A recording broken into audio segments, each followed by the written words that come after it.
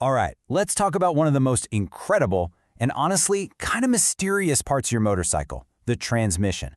Today, we're going to pull back the curtain and really get into the nuts and bolts of how it all works. You know the feeling, right?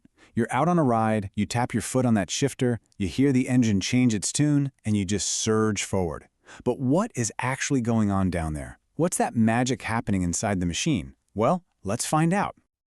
So, before we dive into all the spinning gears, let's get down to basics. A transmission really only has two main jobs.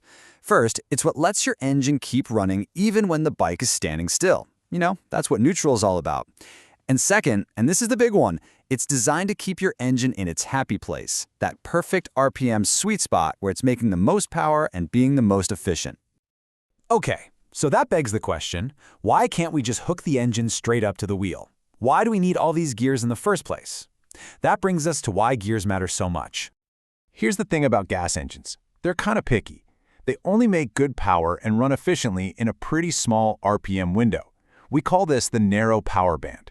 If you're revving too low or too high, you're just not getting the performance you need. And the transmission? Well, that's the ingenious solution to this exact problem. And this right here is the fundamental trade-off. It's all about what you need at that moment.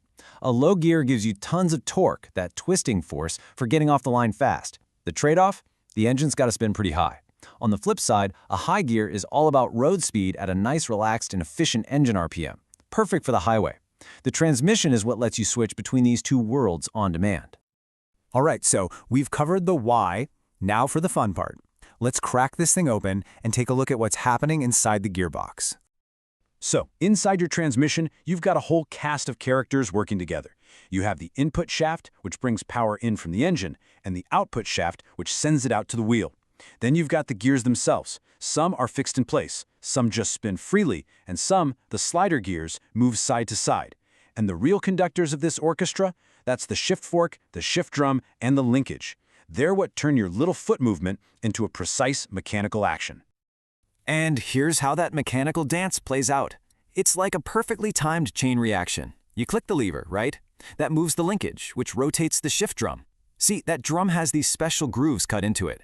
A shift fork rides in those grooves, and as the drum turns, the fork gets pushed sideways. That fork moves a slider gear, locking its teeth, or dogs, into a gear that was just spinning freely next to it. Boom.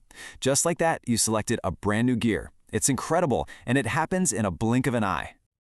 So let's follow the power in first gear. To get you moving, the power has to take what you could call a longer path. It flows from a small gear on the input shaft to a much larger gear on the output shaft. That size difference is what multiplies the engine's torque and gives you that punchy acceleration you need to get going. Now let's look at a high gear. See how things change? The power now takes a much more direct route, usually between two gears that are much closer in size. We're not trying to multiply torque anymore. We're just efficiently transferring speed to the wheel. This is what lets you cruise at 70 miles per hour while your engine is just humming along at a low, happy RPM. And neutral, what's going on there? Well, in neutral, the slider gears are just sitting in the middle, not locked into anything. So the input shaft from the engine can spin all at once, but since there's no connection to the output shaft, that path is broken. No power is getting to the rear wheel. Simple as that. Okay, so now that we're all armchair transmission experts, let's zoom back out and look at the different options a rider actually has to choose from these days. You've really got four main flavors on the menu. First is the classic manual. You're in full control with the clutch and the foot lever. Then there's the dual clutch, or DCT, which can be fully automatic or shifted with little triggers. It's unbelievably smooth and fast.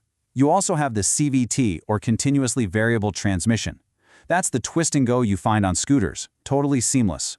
And finally, you've got electric bikes, which usually just have a single speed. No shifting, just pure instant torque. But, you know, even with all this new tech, there's a good reason the good old manual transmission is still king. For so many of us, it's about that connection, right? That physical, tactile feedback you get from working the clutch and clicking through the gears. For a lot of riders, that's a huge part of the fun. All right, for our last section, let's get practical. Let's talk about how all that power gets to the road and, more importantly, what you need to listen for to keep your bike healthy.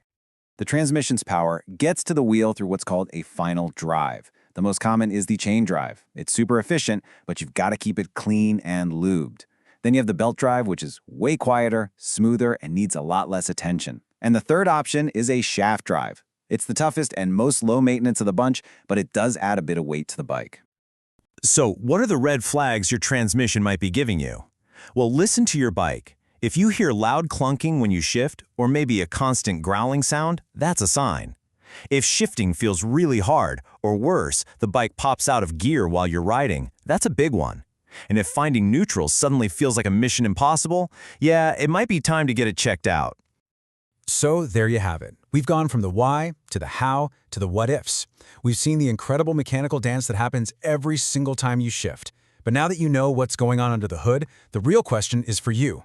What's your perfect setup? Do you love the raw connection of a manual, the effortless shifting of a DCT, or maybe the futuristic silence of an electric? The choice? Well, that's all part of the ride.